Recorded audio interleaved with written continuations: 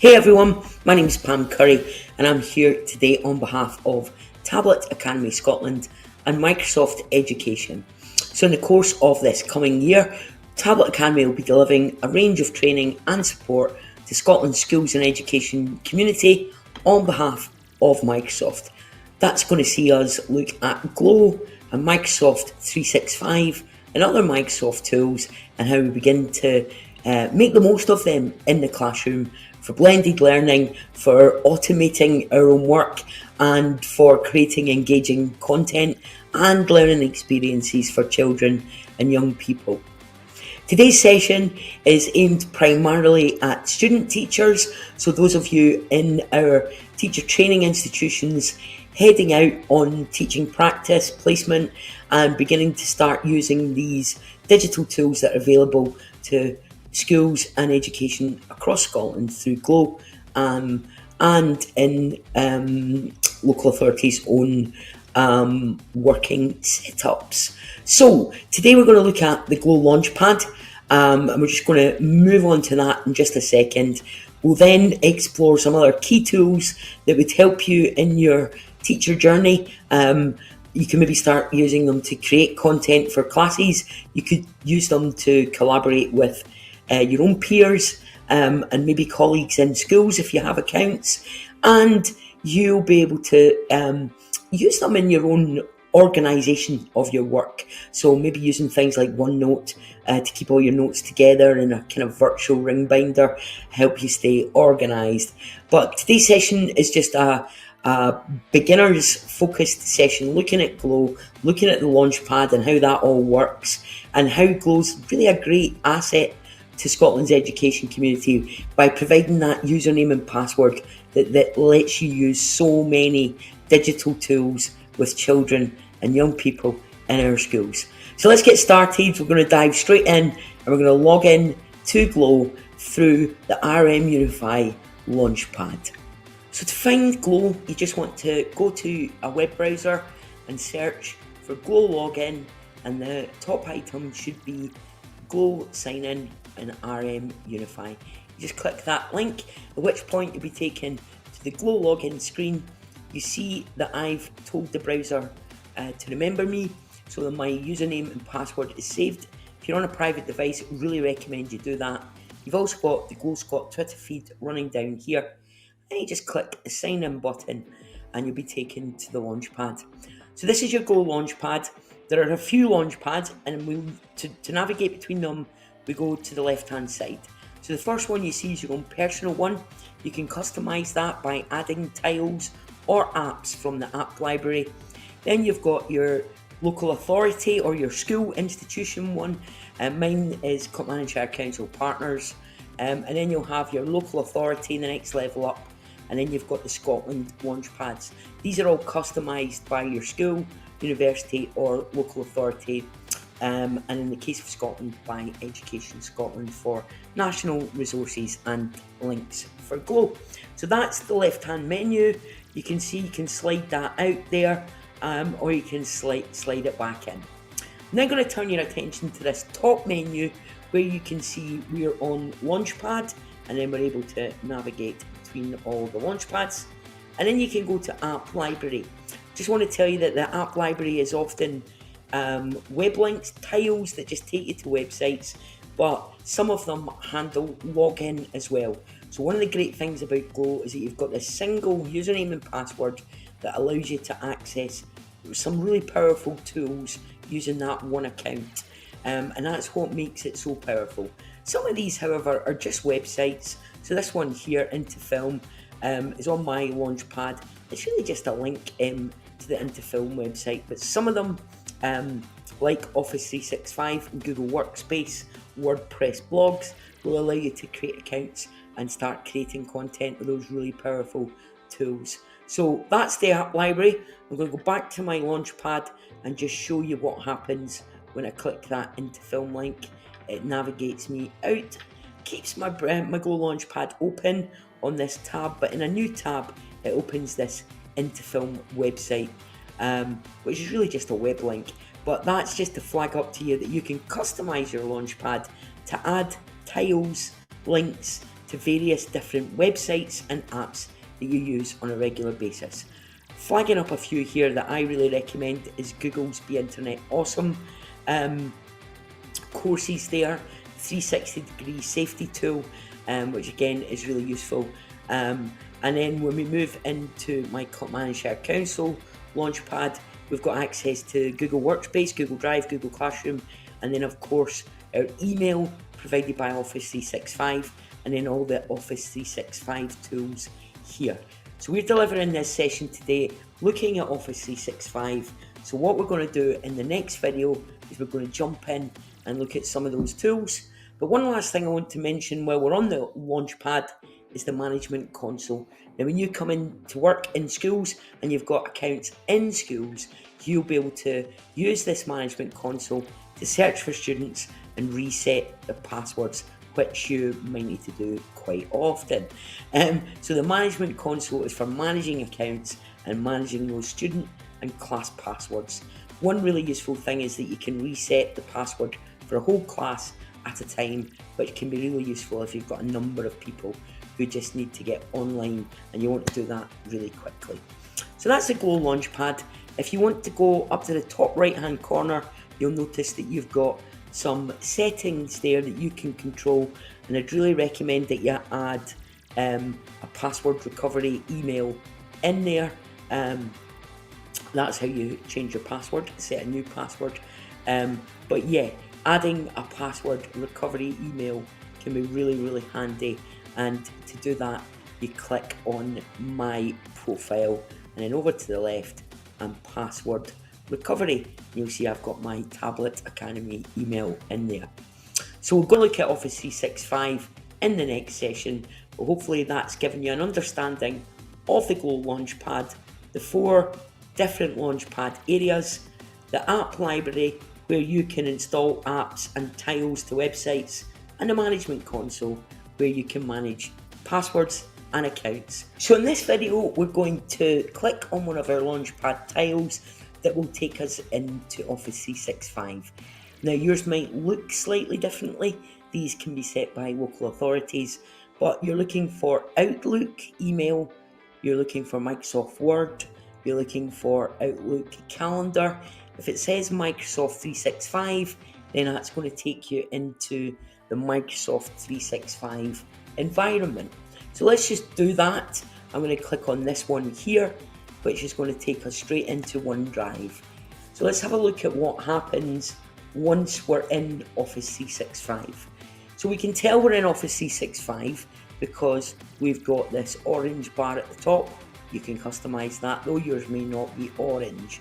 But you'll notice here that in the top left hand corner we have the waffle or app launcher, and here you will find all the Office 365 apps that you can just click on and quickly access no matter where you are.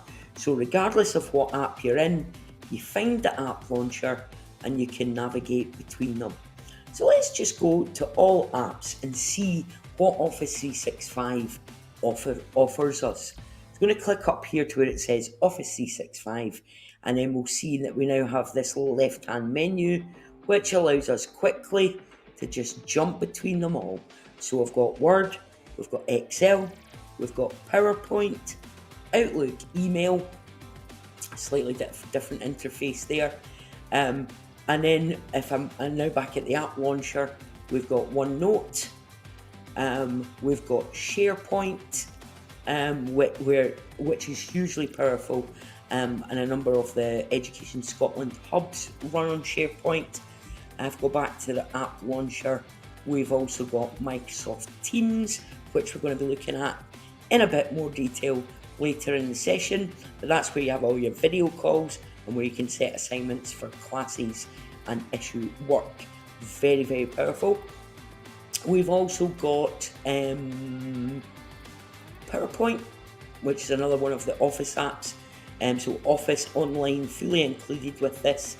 You've got your email, your storage with OneDrive, where you store all your files, and then you've got the 3 Office apps, Word, PowerPoint and Excel. A couple of other things worth flagging up at this stage. we've got Microsoft Sway, which is a digital storytelling app, a great way to pull together resources. You can embed media in there, very, very powerful for class newsletters or just sharing a bunch of resources on a topic. Go back up to our Waffle or app launcher. Also point out that we've got Microsoft Forms, which is an online survey or quiz creation app, and what that allows you to do is have automated quizzes, no marking. Great solution, and actually a solution that's brilliant from early years right through to senior phase, because you can use emojis and symbols for the younger ones, and then dig deep into really kind of complex quizzes and assessments for further up the school. If we go to all apps, you'll see that there are a number of other apps, planners like a project management tool. We've got lists, which again is for planning projects or managing your own work. And then Power Automate, which is automation, where you can bring together various apps and trigger things to happen between them. So some really powerful functionality in there. Hopefully that's given you a good overview of Office 365, and you'll have an understanding of how to navigate between all the different apps from the app launcher. Hello, so here we are on my Office 365 account. So this is the home page. This is where it takes you after you go there. I've got all of my applications on the left hand side.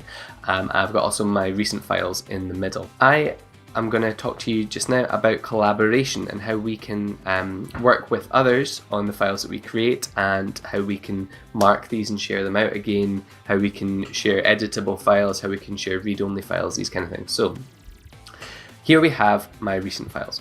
I have here a party invitation. This is just a piece of work that I've done with a class previously, and it was just to show them how to use templates and how to create party invitations. Good fun lesson, that one. So we're going to have a look at sharing this file with others. So I've got the share option here that appears when I hover my mouse, or when I click on the three dots I can hit share. Copy link also works if you've already put in your settings. So we're going to go to share, and a few more items pop up, or options pop up. So the first thing is people you specify can view. So who do I want to see this? Do I want anyone with the link? No, I don't. This is a personal piece of work from me, so I want only the people that I share it with to be able to click on the link to view it. So I've got the specific people is ticked. Do I want people to edit it? Well, if I am doing a piece of collaborative work with my peers, my partners, then I might want to tick this box to allow them to edit the document. But in this case, I do not want them to edit the document. I just want them to be able to read it. Do I want them to be able to open it in review mode only? Now this is a great feature. I'll put my clicker over the eye. In review mode, people can only leave comments and suggest changes to the document. So this is great for you being the teacher.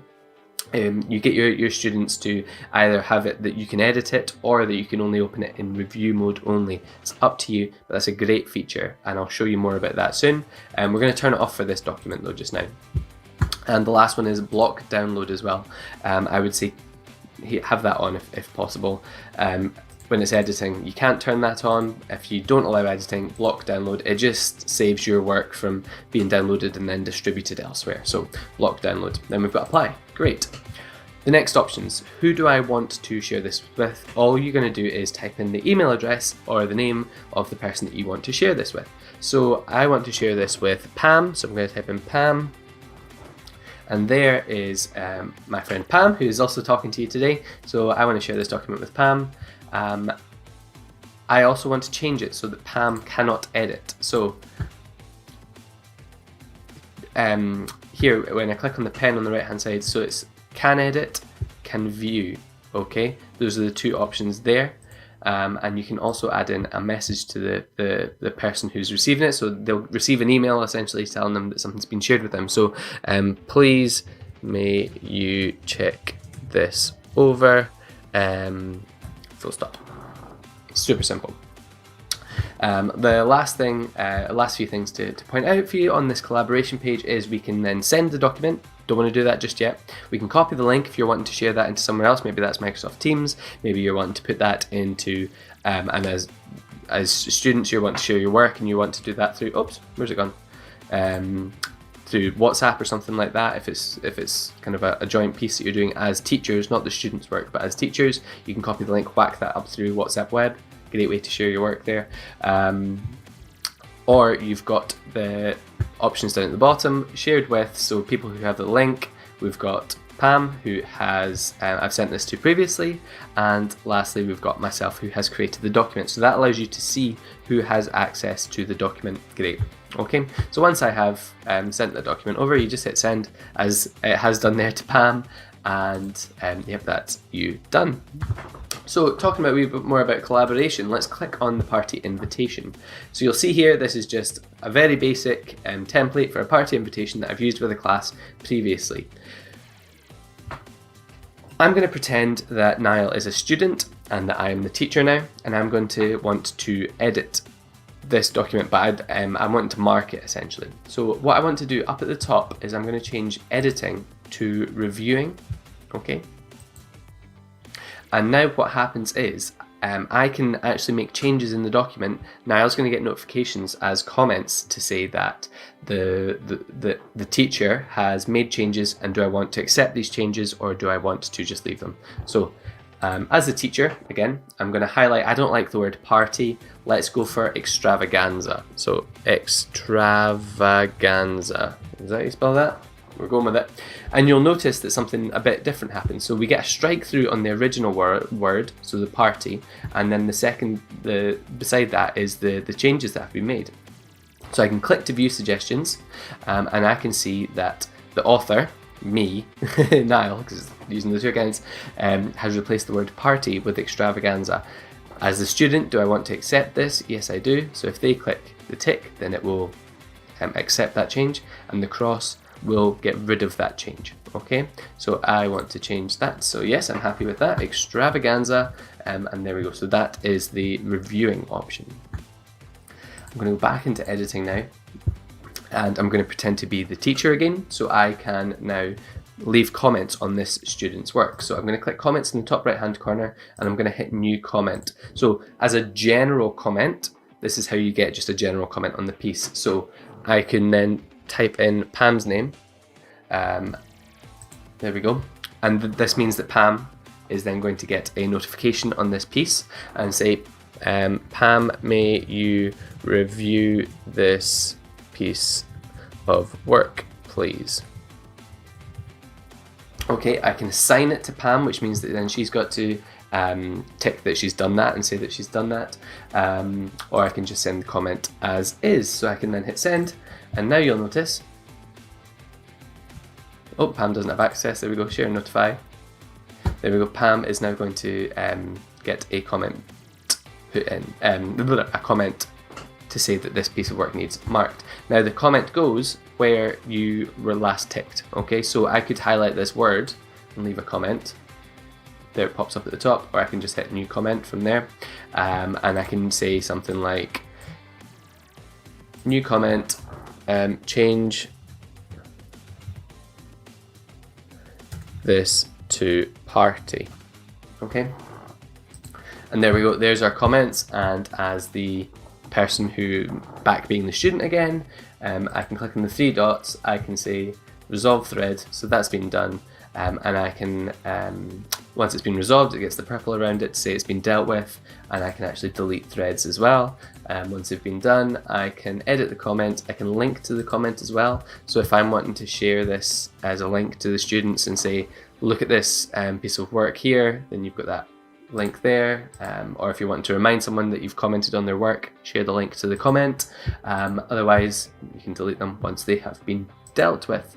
The final thing that I'm going to show you today, I'm going to close that down, is going to be on OneDrive as well. So OneDrive is fantastic because this has all of it's your cloud storage. Okay, so this is everything that you create gets stored in OneDrive. I can see that I've got access to my classes as well. So there's my collaboration class on Microsoft Teams. So if I go into there, there's no files in there just now, but you'll notice that I've got the emoji, and we're going to talk about this. I don't know if it's before or after this bit. It's been recorded just now. We've got the emoji there just to help with the visual, just to support our learners to know what each part is. If they're struggling maybe with English, maybe they're struggling with reading, maybe English is an additional language, you can use the emoji there to support their understanding of the names. So I am here's my files on OneDrive. I don't think there's anything important in there, no, that's fine. I can actually share whole folders, so I can copy the link to the folder and share that whole folder with someone if I've got lots of files to share, or I can share individual files as well. Once something has been shared with you, it appears in your shared documents. So these are all things that have been shared with me. Thank you to Carol and Pam, they've been sharing things with me throughout. This is what we use. And that is how we collaborate. So hopefully this helps you with your collaboration in school. I know that certainly the teachers are going to be really happy if you are able to share your lesson plans. That's the word I'm looking for. If you can share your lesson plans with them through this, it saves on paper. I don't know what your uni is doing to work on saving on paper at the moment, whether you're still making your placement folders, but this may be a great place for you to work with others on your folder, on your work that you're producing, save it all into your cloud, and then send it to the people that you need to send that to. And if you need to download and print it, then you can download and print it when the time comes. But yes, this is a great way to work on collaboration with your students, with the university to send documents, and with the teachers in school as well. I'll see you at the next session. So I'm just going to show you a couple of tips that you may find useful. And one of those is setting up your profile picture via the My Account menu. So to get to your account, we're going to the top right hand corner on the desktop view, and you're finding either your own photograph if you've already set that, or the account icon. So you click on that and you'll see your account. Now I could just click on my photo and switch out my photo, but if I go to view account, I just want to show you how you can get the Office apps for free to download onto multiple different devices. So on this new profile page, you might not have seen this before, it's fairly new. If we scroll down, you'll see that there's a tile here for the Office apps, and if I click manage, then we get taken to this screen here where our device is detected. Mine is a Mac I'm on at the moment, and if you notice here, we can download Office 365, the Office desktop apps to install on your computer. So if we're using it online through Office 365, we're using Office on the web, but if I click install Office, I can download and install all the Microsoft Office apps totally for free on, I think it's up to 15 devices now. So, you could, if you've got various different computers, you can install Office, the desktop versions, which of course are more fully featured and more powerful, but you can have them on your computer. I've already got mine installed on my Mac, so I'm not going to bother doing that. But you'll notice as well that we also have Office mobile apps for iOS, for Android, and for Windows. So really recommend that you are using this suite of software both on the web, online, through maybe a Chromebook or a laptop, but also on mobile devices like iPads and your mobile phone. All you need to do is download the dedicated mobile apps for Teams, for Office, install them, log in with your Microsoft 365 account, which may be your Go one, maybe your university one, and then sign in, and you'll have all your content, all your apps on any device. So really recommend downloading. It's totally free. I think there's up to 15 devices now, but install those apps there. And I would recommend that you add a profile picture like I've done here, just so that people can recognise you across the various apps. So one of the apps that we think would be most useful to you as a student teacher is Microsoft Sway. So we can find that from the app launcher in the top left of Office 365, and then we just click on Sway. Now the other way to access Sway is just to go to your browser, search for Sway, and you'll see sway.office.com. Now it's going to know that I'm signed in to Glow, so it's going to sign me in straight away, and you can see my Sways here. Now I'm just going to show you a couple of examples that I've got already here. So you can see this is one that was done with Clipman and Shire Council for remote learning. There's various bits of news there and links to other content on a website that was done to support remote learning. So it's quite a simple one, but all the links are there, and you're just able to browse through that as a vertical experience. So it's a bit like a web page, and you just scroll down the web page and you can see all these links in there. If I go back to my Sway homepage, this way, I'll just click that link there. So this is my Sway homepage, and this is where I can view all the documents that I've already done. I can look at some of the inspiration that's been developed by Microsoft. So I really like this Adapt and Survive one. It's going to take us in to the viewer experience. But what's great about this is that we can duplicate it for our own use. So we just go up to the top right hand corner and we can just hit duplicate this Sway. I'm just going to duplicate that just now, and you've got a really quick way to access other people's digital stories with Sways, and then just get straight in to edit it. So I just duplicated that one, and then I can just edit it, and I can now change all of this to suit my needs. But if I play it, I can see all the content in there as a viewer would. So that's a really quick way just to use the templates there. There's one on solutions to the biggest problems. Again, it's top right hand corner, duplicate this Sway, and it will take all the content, all the text, all the images, all the media links, and just give you your very own version that you can just click edit it now, and you can just start editing. So let's just talk a little bit about editing. So Sway works with things called cards.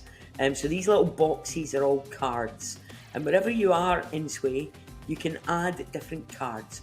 You just look for the plus button in the middle of a card. So if I clicked onto this card, I now see the plus button down here.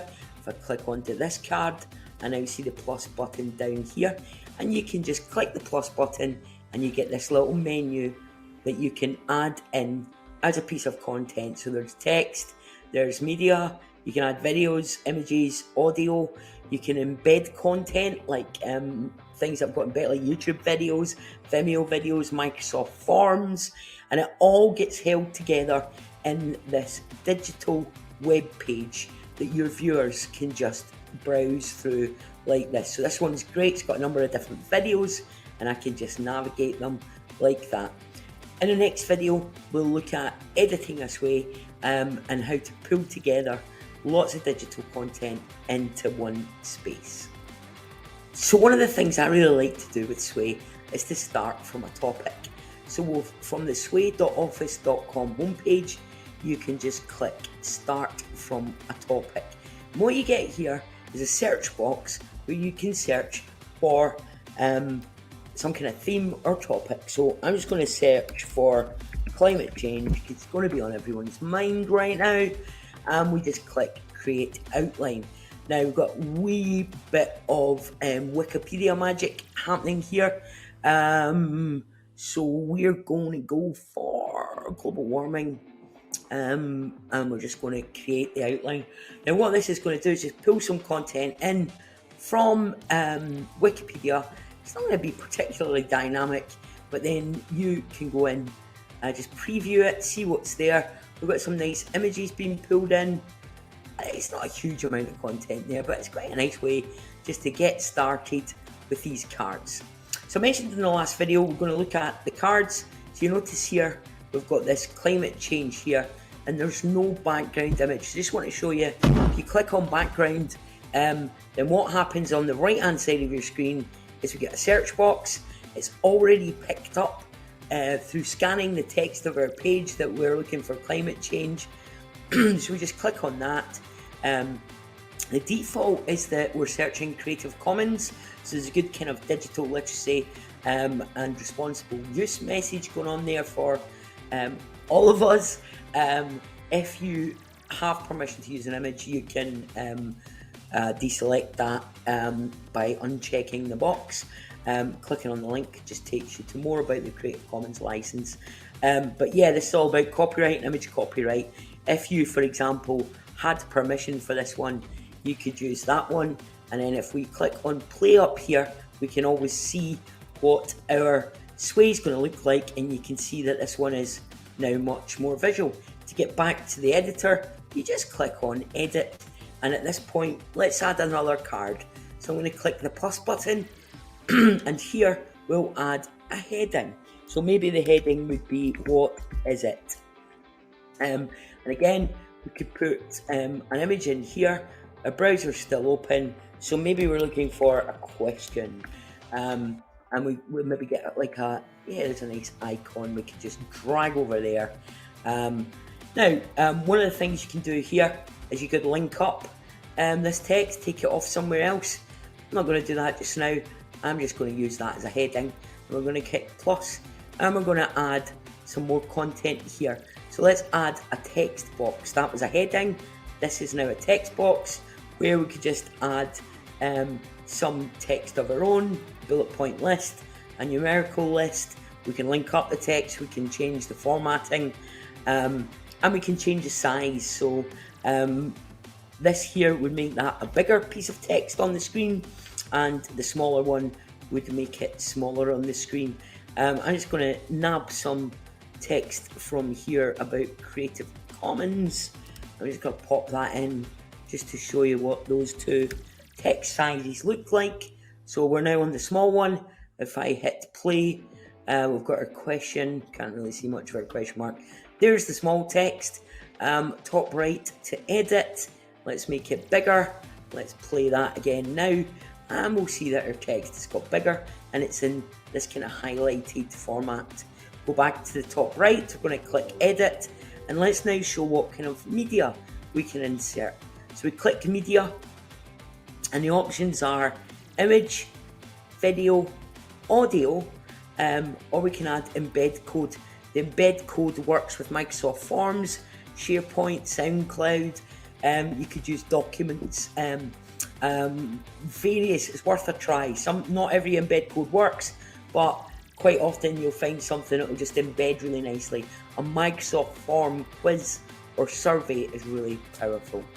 The other things you can add, of course, are some audio, which could be really powerful just to explain something to your class or pupils. But Sway is a superb way and a really easy way with these cards just to pull together content. You've got your image and video search here. So this is now searching videos. So I could just search, for example, Greta. Oh, I'm searching my Mac. But you can search in there for videos and just add them in too. Hello and welcome back. Now we're going to have a wee look at OneNote and how you can use OneNote to support both your peers, or all your peers, yourself and your students as well. So here I am on OneNote. All I've done is I've gone to Office 365 and I've logged in. Down the left hand side I've got OneNote there. Okay, you can also get the actual downloaded application as well for your Windows device. It does have a few extra features, but we're just going to use the cloud version today, as that's what most of your students will likely be using. So here we are on OneNote. My first tip for you today is if you press F11, it's going to put your screen into, make sure I'm on the right screen, full screen mode, which is really cool. It just hides all the stuff up at the top, gives you more real estate on your screen. If you've got a tiny little device that's got a tiny little screen and you press F11, it's just going to give you an extra inch or so, and that sometimes can make all the difference. To get it back, all you do is you can press F11 or move your mouse to the side and hit on the full screen out button there as well. Okay. So here we are on OneNote. I can see lots of different things. These are all the recent OneNote notebooks that I have created and edited. I've got any that I've pinned. I've got my personal ones that I use that are linked to just me. I've got shared with me ones, so if any of my class or any of my peers share OneNote notebooks with me, they will be in shared with me. We've got class notebooks as well, so these are the ones from my team's classes. And lastly, you've got Discover as well. This is where you can find other documents that people have been working on. So we're going to go to class notebooks, and we're going to go to my collaboration class that we've been using. We can share this if we need to with anyone. So if you want to add in any teachers or any of your students, you can click share and you can add people into that. You can open it in your browser as we're about to do. You can open it in the desktop app as well. Remember I said that there's a few extra features if you use a desktop app, but not everybody has it, so that is absolutely fine. And lastly, you can save a copy if you're needing to as well. So don't know what I clicked there. So we're going to go to the collaboration class notebook. Okay, so here we are. Welcome to the class notebook. I'm not sure if you've ever seen one of these before, so I'm going to go through really the basics and just kind of help you out, give you a few wee tips to support you on your journey. So this is Notebook. It's really cool. So these are your pages that you've got, and these over here, you'll see under each of these. We've got different sections as well that we've got. So we've got welcome section, we've got a collaboration space for all of our students to work together on, or your peers to work together on with you for projects. You've got content library. So for me, this is where I would create a page, or I'd create a section, and I could share those out with my students if I needed to. And what I'd get them to do is just to copy that into their own notebook. And lastly, this is your personal one, your teacher only. So this is where you keep your notes. Okay, so here we have our collaboration class notebook. To add in a new section, all I'm going to do is go to let's close these down first, is go to the space that I want it to go to. So I want that to go to content library. I'm going to open that up, I'm going to right click, and I'm going to put new section. So the section name for this one is going to be collaboration and OneNote. Okay, just these are the sections that I'm taking today with you. So here is our collaboration OneNote.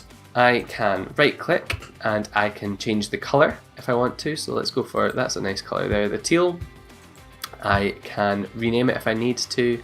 I can also copy the link to the section as well. So if I need to share just that section with my class, I can hit copy link and share that out with them. The first thing that I want to do though is I actually want to rename that section, and I'm going to put an emoji at the start of it. This helps with loads of different reasons. It's quicker for you to see which section it is as you scroll down. So if you've got loads of them there and it's all text, you've got to read every individual text, whereas if you've got the emojis there, it can help you. We can also use it for learners who currently are unable to read fully yet. Also, we can use it for learners who have English as an additional language, and it will just work as a marker to support them so that they know what section to go to. So we can click on the Windows key and full stop if you're using a Windows device. Your other option is to right click's not working there. We're going to click on the Windows key and full stop to bring up the emoji panel, and we can now type in words to find an emoji for them. So collaboration in OneNote, what does that mean to me? That says to me wave. So there we've got a wave and maybe a book as well. Fantastic. So I then put space. If I hit OK, now I can see that there's my emojis for collaboration and OneNote, so it must be in the collaboration and OneNote section. Perfect. Now we've got our pages, so we can right click to create new pages as many times as we need to. Okay, we can name them up at the top here, so section 1. Okay, again, I would advise putting in emojis, so Windows key and full stop, and if I type in a 1, there we go, space, there we go, just adds in that little bit, something different, just so it's easier on the eye. Okay, we can do the same for these ones, section 2, section 3, section 4. So there's our collaboration notebook. So what can you do for your students in OneNote and the collaboration? Well, there's a few things. There's some absolutely incredible things. one of the first things I'm going to show you is the dictate tool. So I can actually click where I want the text to go. So say this page is, let's call this one full stop maths, or math. There we go. And I'm just going to type in maths. Okay. And now I can put the instructions for my piece of work. So, hello and welcome to today's lesson. Today I would love it if you could please complete question 2 and if you could help your partner on page 3. Thank you. Full stop. So once I'm done, I click on the dictate tool again, and you will notice that I've not had to type a thing. I can just use my voice to put in my instructions, okay? So there's my instructions for the day. You've also got another option, so you can also insert an audio as well. So maybe you're again, like we said, you've got a learner who has English as an additional language, or your learner's not yet unable to read that. You might use some tricky words and language in there, and you can include the audio recording as well.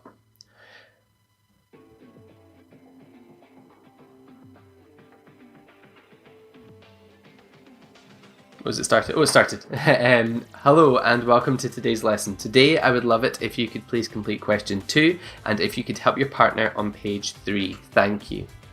There's the stop button. Okay, and now when I've got that audio, I can hit play.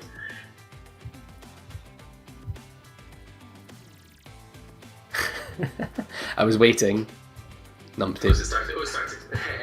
Hello and welcome to today's lesson. Today I would love it if you could please complete question 2 and if you could help your partner on page 3. Thank you.